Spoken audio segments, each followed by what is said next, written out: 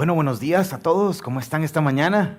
Yo soy James y es un gusto estar con ustedes acá en Semilla hoy, en nuestra casa. Si usted viene hoy a nuestra iglesia por primera vez, quiero darle la más cordial bienvenida y quiero invitarlo a que al final de la celebración mi esposa y yo vamos a estar acá y nos encantaría saludarlo, conocerlo y conocerla, y también tenemos un pequeño regalo de bienvenida en nuestra iglesia que nos encantaría que podamos compartir y dárselo también un ratito. Y si usted tiene una Biblia o una tablet o un teléfono, ábralo en el libro de Daniel, en el capítulo 7. También si tiene un librito de notas, también lo invito a que pueda tomar nota. Hemos estado tratando de, como discípulos de Jesús, desarrollar esa disciplina de tomar notas en las enseñanzas y de disfrutar de ellas y después ir a casa y reflexionar. Antes de iniciar, quiero decir dos cosas adicionales. Quiero saludar a doña Iliana, que es una sobreviviente de cáncer y está en su casita recuperándose. Y también saludar a Fabricio, esposo de Treycita, que está aquí con nosotros. Fabricio está en el Calderón Guardia. Ya le hicieron los últimos exámenes y si Dios lo permite este martes lo están operando, que también es un valiente sobreviviente de cáncer. Fabri y doña Eliana, les mando un fuerte abrazo. No los soltemos en oración, sigámonos orando y también oremos por todas aquellas personas que están con algún padecimiento, especialmente en estos tiempos. Entonces quería aprovechar para saludarlos y mandarles un fuerte abrazo a todos ellos. Muy bien. Capítulo 7 del libro de Daniel. ¡Hey, qué viaje de estos primeros 6 capítulos!, ¿verdad?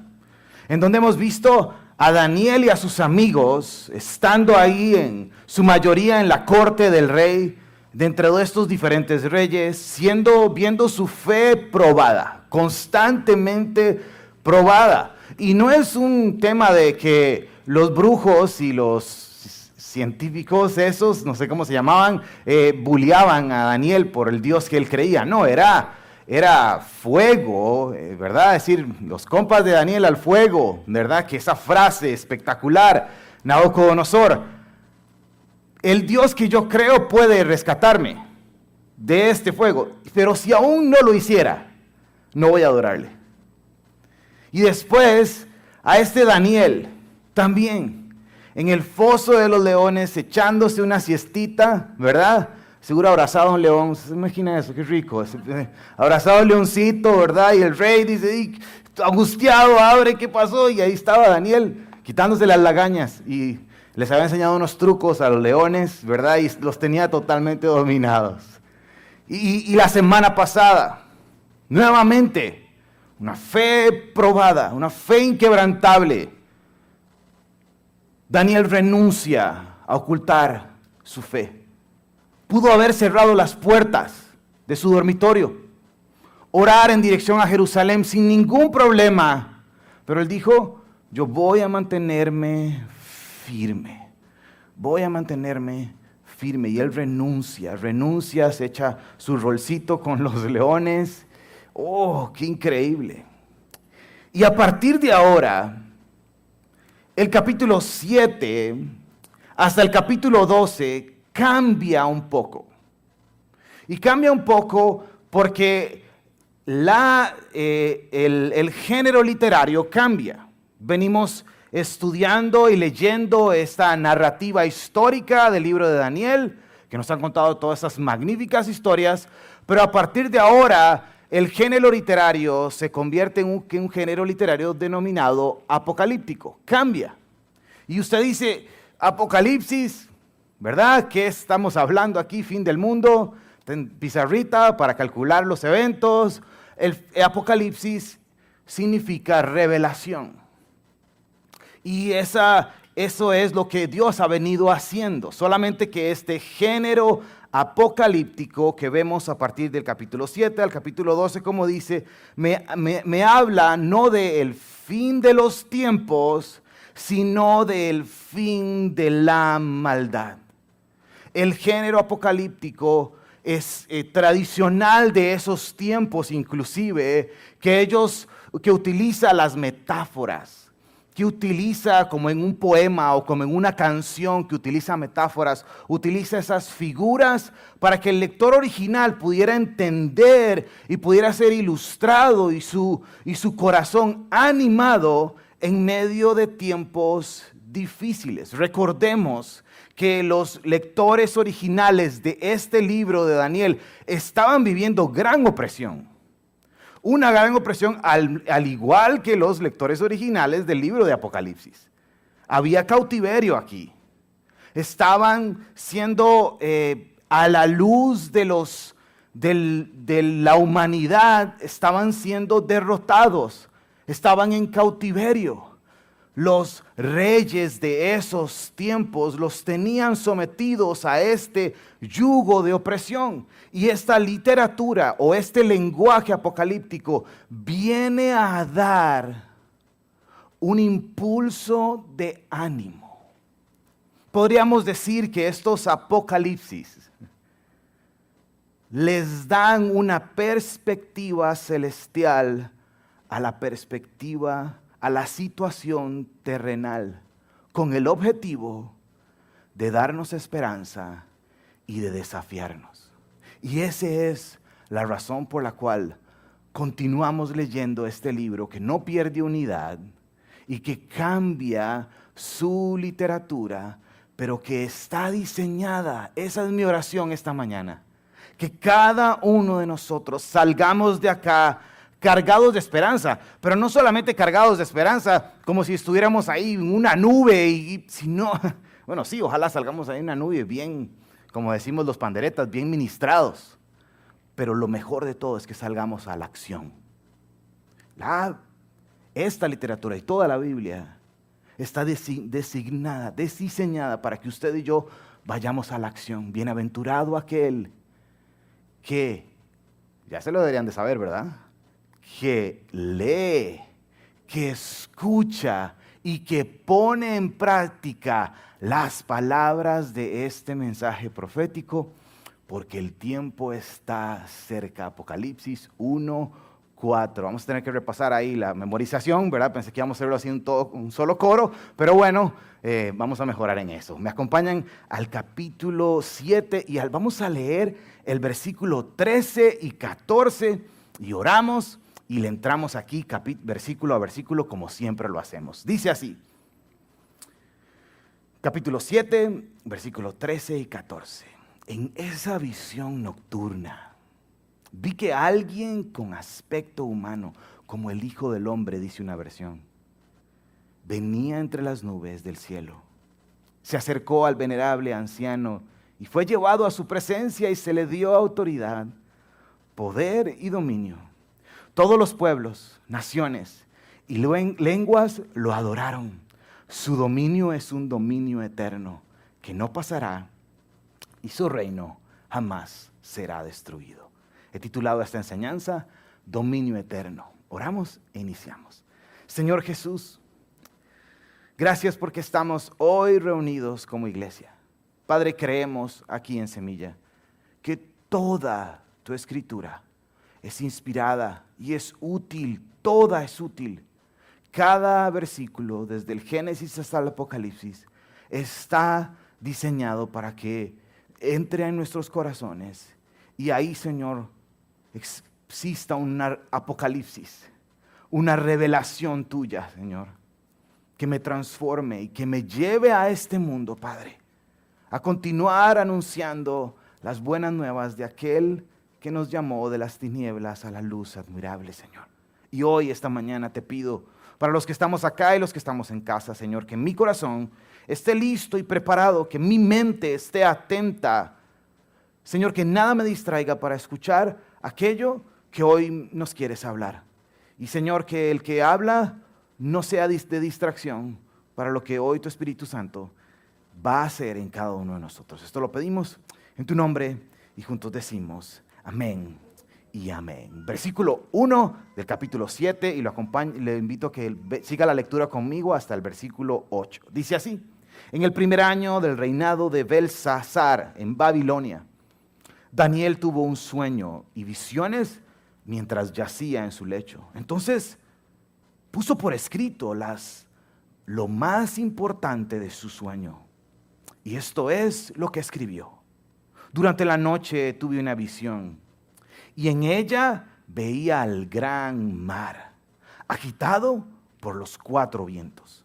Del mar salían bestias enormes, cada una diferente a la otra. La primera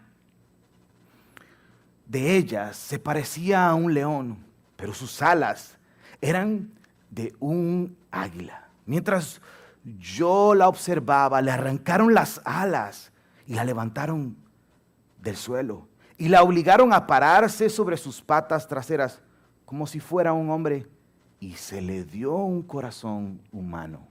Qué interesante. La segunda bestia que vi se parecía a un oso. Se levantaba sobre uno de sus costados y entre sus sauces tenía 3 costillas. A esta bestia se le dijo: levántate y come carne hasta que te hartes. Ante mis propios ojos vi aparecer otra bestia, la cual parecía a un leopardo, aunque en el lomo tenía 4 alas como las de un ave. Esta bestia tenía 4 cabezas y recibió autoridad para gobernar.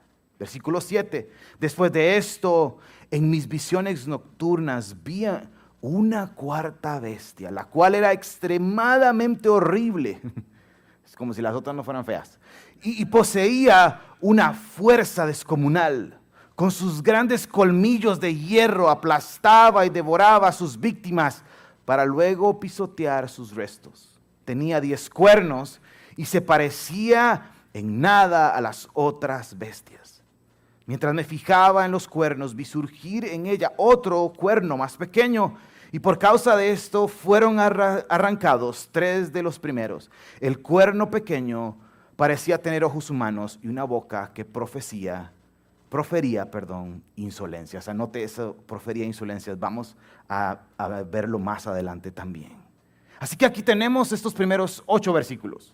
Nuevamente, propios de ese género. Si usted estuvo con nosotros en nuestra serie de Apocalipsis, las bestias y los bichillos ya no son tan, ¿verdad? Ya no asustan tanto porque ya los leímos. Y aquí es, nuevamente, del banco de imágenes de la cultura del momento, Daniel toma para ilustrar esta visión y este sueño que él tuvo. Se despierta, tiene este sueño y esto es lo que él ve y lo escribe.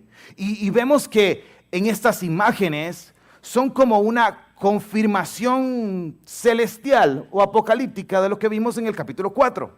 Aquí hay 4 bestias. ¿Recuerdan? Pero en el capítulo 2. En el capítulo 2 vimos este sueño de Nabucodonosor que Daniel le interpreta también. ¿Recuerdan? Esa estatua con una cabeza de oro que es destruida, y Daniel le explica de estos 4 reinos que aquí están representados. Ahora, desde esta perspectiva, básicamente lo que nos muestra, bueno, tradicionalmente, si usted es estudioso de la Biblia, y nosotros aquí en Semilla hemos decidido no andar entre teorías y esto, dejamos realmente, no de una manera abierta, pero creemos que no es el objetivo de la lectura de este libro. Ahorita vamos a hablar del objetivo más del objetivo de hoy, de entender este dominio eterno de nuestro Dios. Pero tradicionalmente se habla de que estos 4 reinos son: el primero era fácil entenderlo porque era Babilonia, que es esta primera bestia que se le da un corazón humano. Recuerdan que Nabucodonosor se hizo una bestia y literalmente fue levantado, y cuando él reconoce a Dios como el único Dios verdadero, y se le vuelve a dar un corazón humano. Después, esta segunda bestia, y después viendo las diferentes características, que parece un oso y la cultura de ese tiempo, se dice, claro, este es el imperio medo-persa, que fue el que conquistó, como lo vimos hace unos capítulos, al imperio babilónico.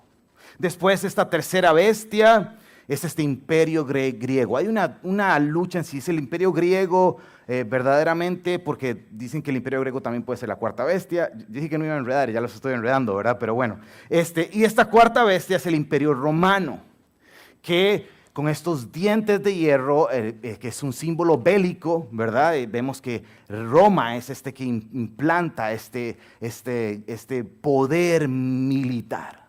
Pero independientemente de todo esto, que es parte de tal vez comprender cómo lo veían estos lectores originales, o estos que escuchaban textos, estas historias que durante mucho tiempo antes fueron de manera oral, durante mucho tiempo se mantuvieron de manera oral. Ellos ven acá y dicen, claro, son estos anuncios de estos imperios, pero que muestran el dominio del ser humano corrupto. La historia lo confirma.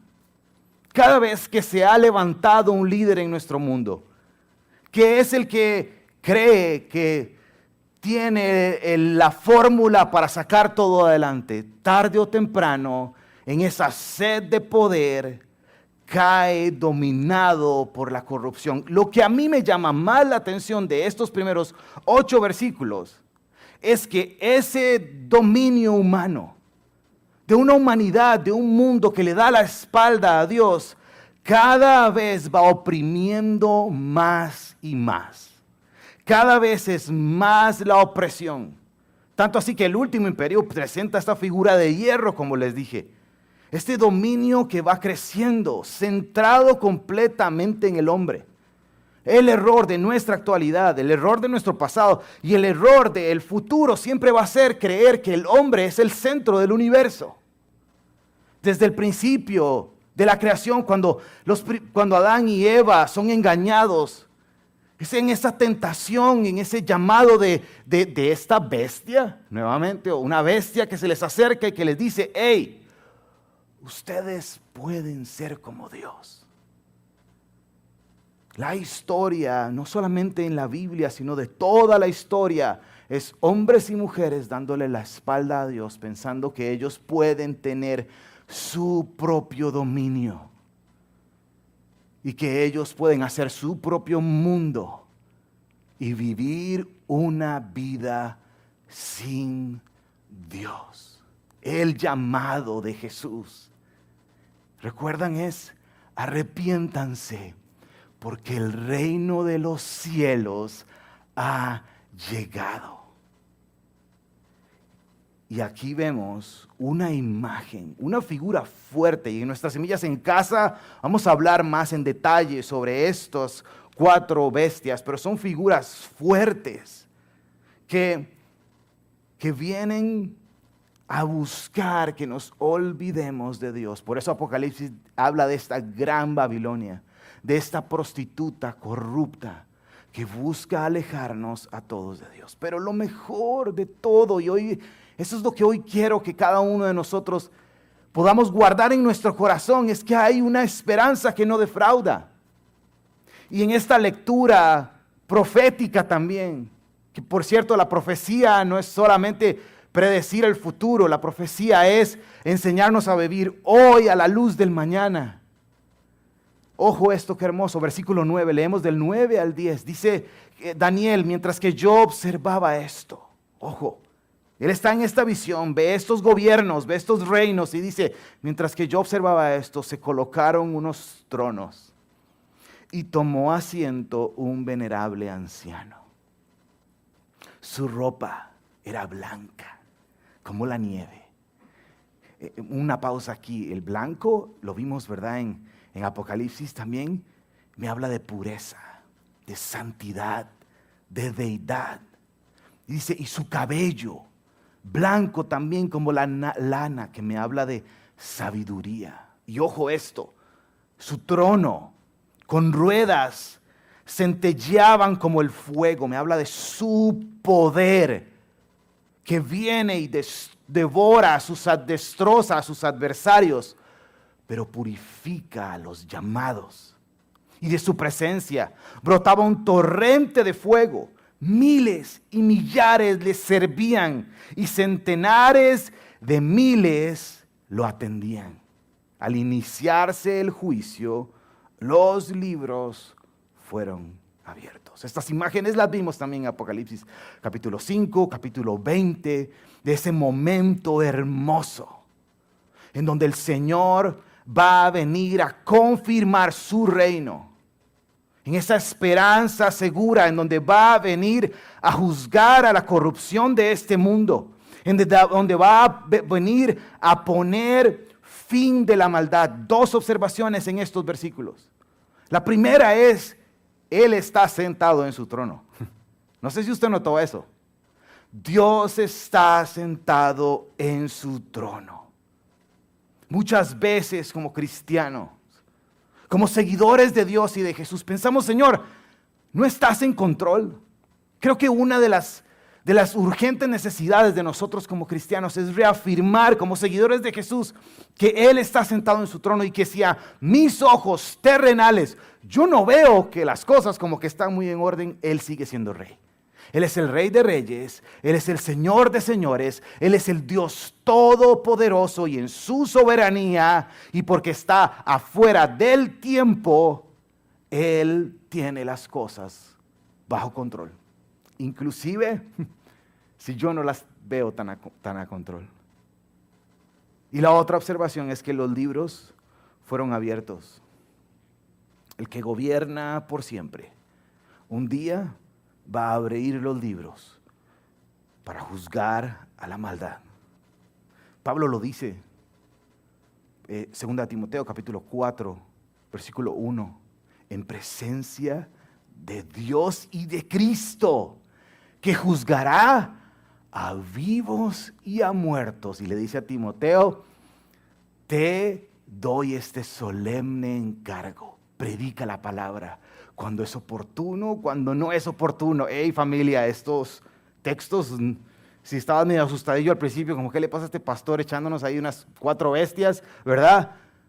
Estos textos, la Biblia habla constante, son parte de la narrativa bíblica. Tristemente pensamos que los textos apocalípticos o el género apocalíptico, esa parte, uy, qué miedo Apocalipsis, uy, no, me quedo con Daniel del 1 al 6, ¿verdad? Porque esas historias para contárselas a los niños, ¿verdad? Y escuelita dominical, pero del 7 al 12, no, es para animarte, para llamarte la atención, para golpear nuestros corazones, para ver nuestra realidad y para vivir nuestro futuro aferrado al dominio eterno de nuestro Dios. Continuamos, porque se pone mejor. Versículo 13 dice, en esa visión nocturna vi que alguien con aspecto humano, la Reina Valera dice, como hijo del hombre, venía entre las nubes del cielo, se acercó al venerable anciano y fue llevado a su presencia.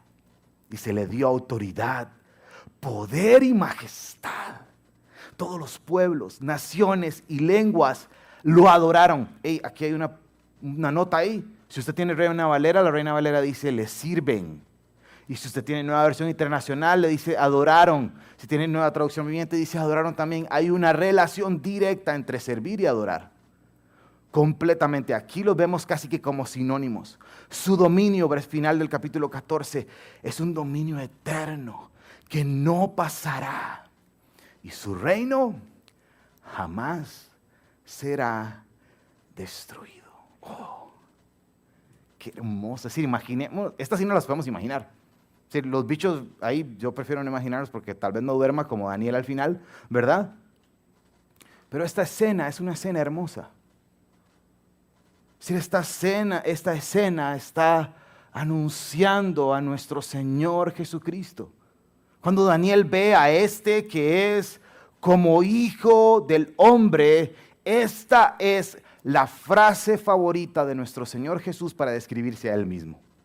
En Marcos capítulo 10, versículo 45, lo tenemos en la pantalla, dice así, dice, porque ni aún, es Jesús hablando, el Hijo del Hombre vino para que le sirvan, sino para servir y para dar su vida en rescate de muchos.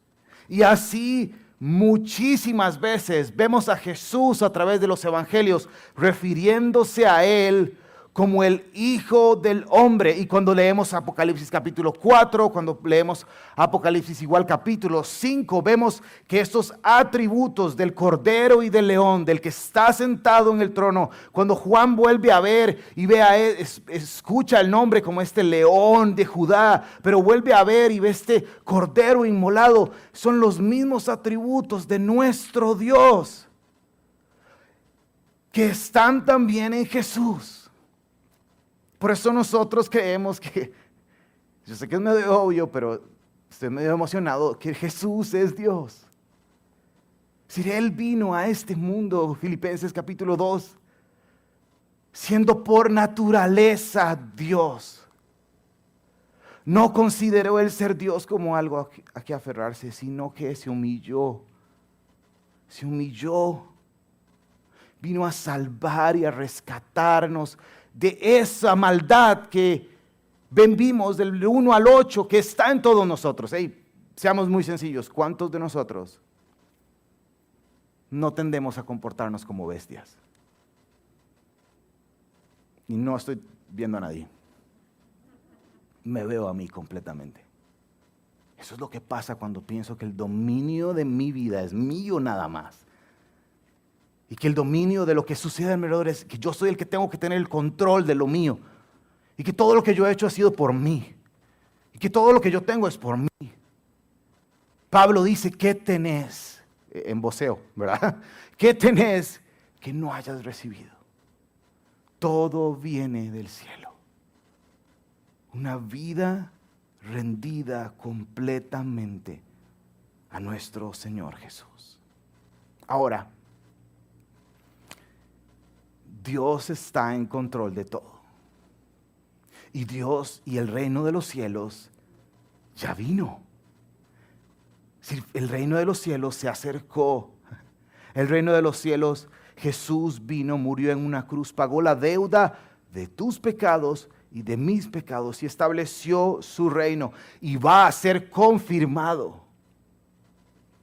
Si esto no es que es hasta que Él venga en su segunda venida, no, esto ya está sucediendo. Ya está sucediendo y ahorita vamos a ver los siguientes versículos.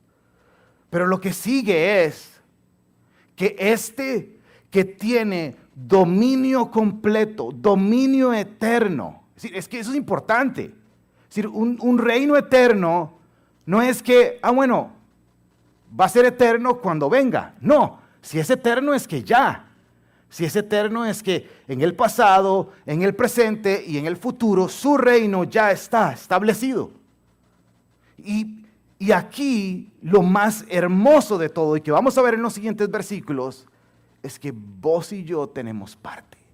Estamos invitados a extender su reino, a ser parte de su reino.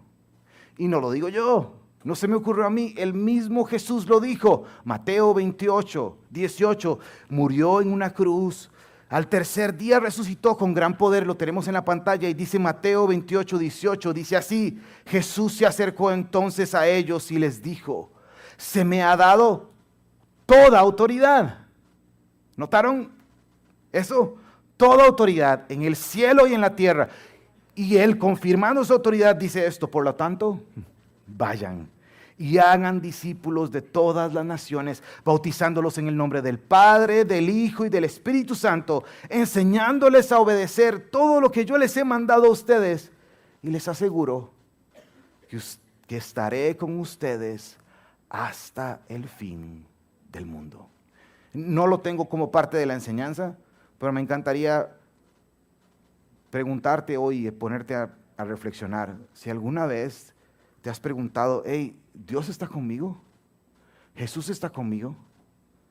Yo creo que deberíamos de preguntarnos nosotros, devolvernos esa. Si le has preguntado a Dios eso, nosotros deberíamos de preguntarle, ¿estoy yo haciendo lo que Él me mandó a hacer? Porque aquí la promesa de que Él está con nosotros hasta el fin del mundo viene acompañado de un mandato para todos nosotros. Ir por este mundo, anunciando las buenas nuevas de salvación, haciendo discípulos, enseñándoles a obedecer todo lo que Jesús les enseñó que hicieran. Pero continuemos. Versículo 15 dice, yo, Daniel, me quedé aterrorizado. Si usted estaba aterrorizado al principio, no se preocupe, Daniel también. Y muy preocupado por las visiones que pasaban por mi mente. Me acerqué entonces a uno de los que estaban ahí y le pregunté el verdadero significado de todo esto. Y esto fue su interpretación. Me encanta esto. Quiero hacer una pausa aquí porque me encanta. Porque si usted dice, yo leo esto y no entendí nada, tampoco también Daniel. y él se acerca y consulta, él se acerca y pregunta. Una de las cosas hermosas que nosotros estamos haciendo es nuestras semillas en casa. Yo insisto en esto. Y lo que hacemos es que entre semana nos reunimos y volvemos a leer el texto. Y los que tenemos dudas o preguntas, preguntamos. Y no desde una perspectiva de información y de teología y para hacernos eruditos y calentarnos la cabeza, ¿verdad? Y agarrar al compa Teo ahí del brete y sonármelo. No, no es eso. Es para crecer juntos y aprender juntos, para permanecer en la palabra de Dios y para que produzca ese fruto que Él prometió que iba a hacer. Así que Daniel lo hace, ¿por qué nosotros no lo vamos a hacer? Versículo 17, viene la interpretación. Dice, las 4 bestias son 4 reinos que se levantarán en la tierra. Y este versículo es hermoso también. Pero los santos del Altísimo recibirán el reino. Noten esto, recibirán el reino y será suyo para siempre y para siempre jamás. Este es el tema. Este es el tema. Somos partícipes del reino. La invitación es a que hoy seamos desafiados a asumir la responsabilidad que todos tenemos como representantes de Jesús aquí en la tierra, llevando esta buena noticia de salvación, llevando alivio, llevando ayuda al quebrantado, al que está viviendo sin Jesús, sin esperanza, anhelando el regreso del Hijo del Hombre. ¿Cuál era el secreto de Pablo? Pablo el apóstol. Si Pablo vivía el hoy a la luz del mañana. Ese era su secreto. Todo donde él iba, ya sea trabajando, haciendo tiendas para cubrir sus necesidades, era buscar oportunidades para el evangelio. Lugar en el que llegaba, tenía esta insistencia con los judíos. ¿Se acuerdan? Y él venía y buscaba una sinagoga. Y el Señor le había dicho que él iba a predicar a los gentiles primeramente, pero él buscaba una sinagoga. En el libro de Romanos él dice que él desearía ir al infierno con tal de que Israel creyera en Jesús. Sin una pasión por Jesús, pero él sabía, y Primera de Tesalonicenses, Segunda de Tesalonicenses, son libros donde él les dice, no quiero que ignoren lo que va a suceder. No quiero que esto les produzca ansiedad, por decirlo así. Sin duda va a venir en las nubes. Sin duda. Sin duda Él va a venir por su iglesia. Pero mientras tanto, Señor, ¿qué quieres que yo haga? Esa era la pasión de Pablo. Ese texto que les dije de 2 de Timoteo capítulo 4, al final de ese capítulo, casi al final, antes de darle unas últimas instrucciones a Timoteo, Pablo dice, he terminado la carrera. He peleado la buena batalla. El tiempo de mi partida está cercano. Y no veo a un Pablo diciendo, dice, ya me van a matar. Lo veo diciéndolo con el entusiasmo de para mí el vivir es Cristo. Y morir, ganancia. ¿Qué reto tenemos hoy? El reto no es, ¿en cuál bestia estamos? Ese no es el reto. Ya estamos en una bestia. Ya estamos en una Babilonia en nuestros tiempos. Y va a continuar. El reto es su participación como hijo de Dios. Que si usted ha rendido su vida al único y Dios verdadero, al Rey de Reyes y Señor de Señores, ¿qué participación va a tener usted? ¿Vamos a ser simplemente espectadores? Yo no veo espacio ni aquí, ni en la Biblia, ni en el Apocalipsis, en toda la Biblia, perdón, no veo espacio para espectadores. Si no veo a un cristiano que se sienta, ¿cuándo se acaba este asunto? ¿Verdad?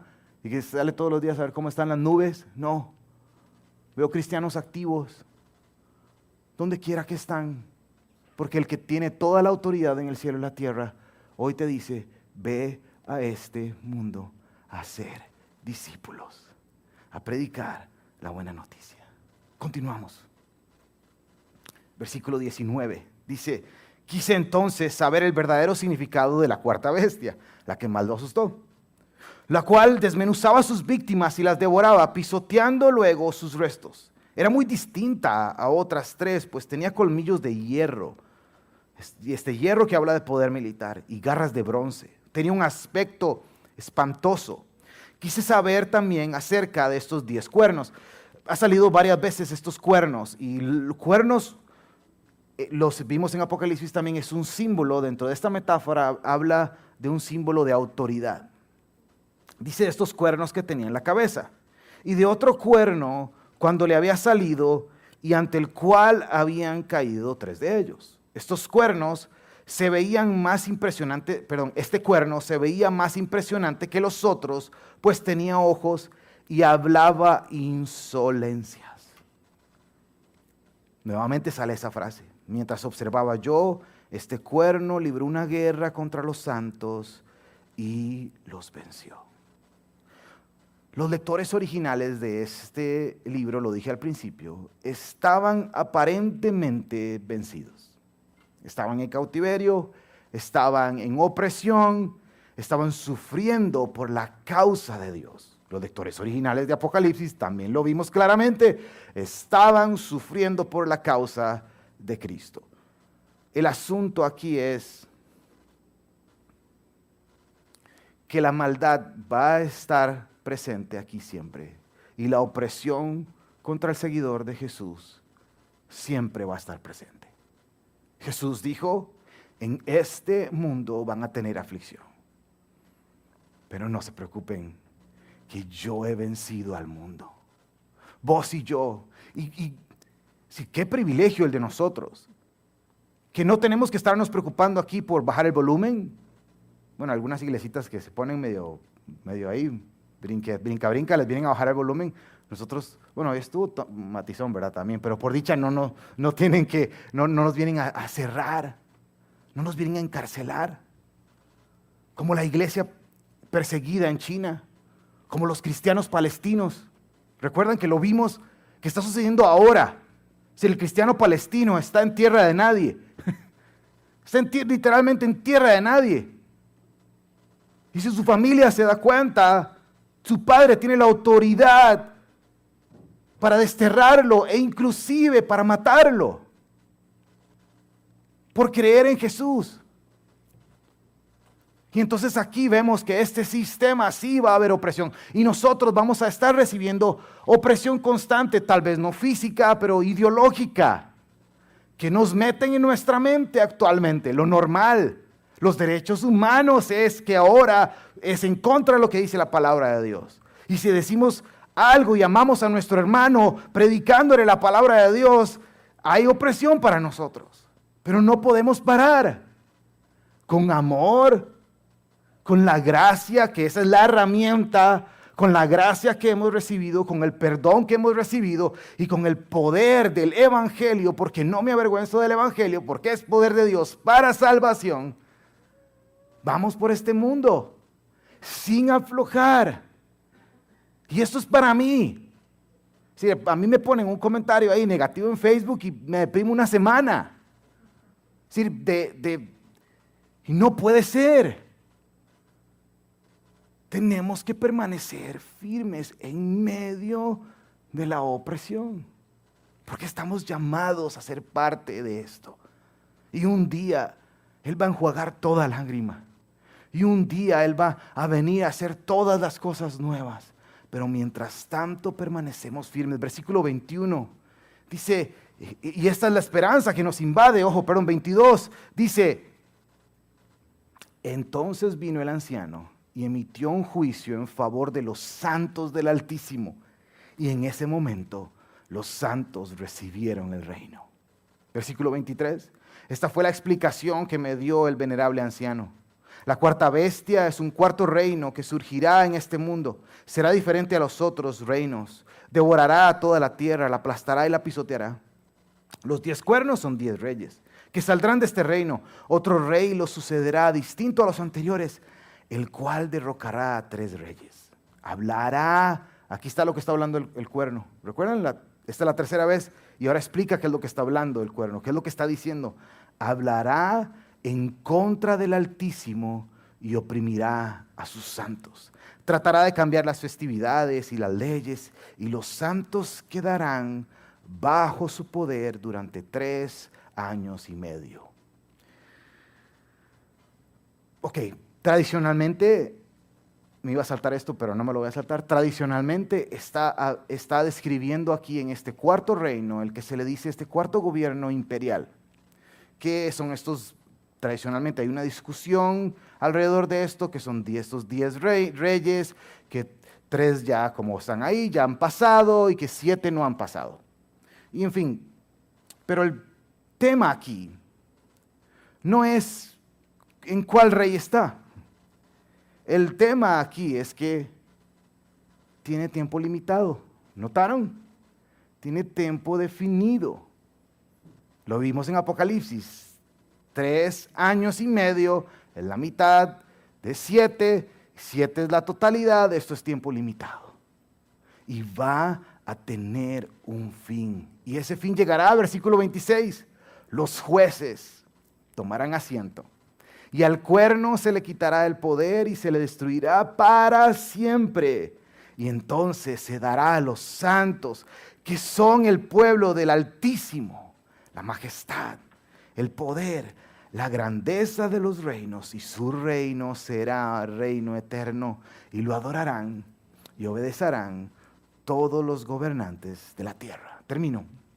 Aquí termina la visión. Yo, Daniel, me quedé desconcertado por tantas ideas que me pasaban por la mente, a tal grado de que palidecció mi rostro. Tuve que tomarse un confitico porque se le bajó el azúcar. Dice, pero preferí mantener todo esto en secreto. Invito a Felo y a los chicos de adoración para que terminemos adorando. Y quiero terminar con esta reflexión.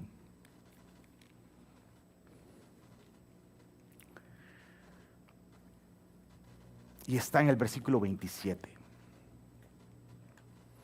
¿Notaron esto? Dice que entonces se le dará a los santos, que son el pueblo del Altísimo, la majestad, la grandeza de los reinos. ¿Sí? ¿Recuerdan el capítulo 2? La montaña que viene, la roca esta que viene y destruye la imagen de oro de Nabucodonosor. Y cómo esta imagen, se hace una montaña que se extenderá sobre toda la tierra. Es definitivamente el reino de los cielos, este reino eterno nuevamente. Y la insistencia es esta: ¿qué participación vas a tener vos en el reino de los cielos? En el reino que ya está establecido. El que tiene autoridad te ha llamado. Y la pregunta es si vamos a responder a este llamado. Quiero invitarte a que estés de pie conmigo para que oremos. La clave del texto de hoy es esta. Número 1, Dios nunca ha perdido el control. Nunca. Si hoy estás pasando una mala racha, un mal momento, si hoy el sabor de la vida, por decirlo así, está duro, Dios, quiero que salgas con el corazón animado de que Dios está en control. Y tal vez, no tal vez, sino la acción que nosotros como seguidores de Jesús tenemos que hacer para vivir esto es: hey Señor, ¿qué quieres que yo haga? Estas fueron las palabras de Pablo. Pablo iba camino a Damasco. Y camino a Damasco, ¿qué le sucedió a Pablo? Tuvo un apocalipsis. Una revelación. Es el Señor Jesús. Pablo, Saulo, Saulo, ¿por qué me persigues? Al caer al suelo, Saulo dijo 2 cosas. Señor, ¿quién eres? Y Señor, ¿qué quieres que yo haga? Y esas son las dos preguntas que un seguidor de Jesús tiene que hacerse todas las mañanas. Señor, ¿quién eres? Quiero conocerte. Señor, ¿qué quieres que yo haga?